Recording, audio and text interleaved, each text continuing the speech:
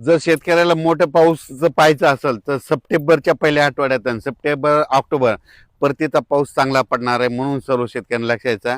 ह्या ऑगस्ट महिन्यामध्ये मात्र असं सर्व दूर सर्व जिल्ह्यात संपूर्ण महाराष्ट्रभर पडणार असा पाऊस नाही.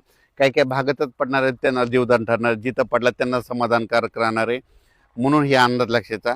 पण सगळ्या ओढे नाले वाहतील, नदीला पाणी येईल, तळ्यात पाणी येईल असा पाऊस मात्र सप्टेंबरच्या पहिल्या आठवड्यात आणि सप्टेंबर ऑक्टोबरमध्ये मात्र चांगला पडणार आहे, म्हणून हा अंदाज सर्व शेतकऱ्यांना लक्षात घ्यायचा. राज्यात सप्टेंबरचा पाऊस एक चांगला राहणार आहे आणि त्याच्या सप्टेंबरचा पाऊस आणि त्याच्यानंतर परतीचा पाऊस निवाडा करणार आहे, खरीप पण रब्बीचा निवाडा करणार आहे. कारण की त्या परतीच्या पावसावर दोन्ही अवलंबून असतंय, एक तर खरीप पण येतं आणि रब्बी येतं, राहिलेलं पेरणी देखील होणार आहे. म्हणून हे सप्टेंबर ऑक्टोबर महिने खास शेतकऱ्यासाठी चांगला पाऊस आहे. या ऑगस्ट महिन्यामध्ये मात्र मोठ्या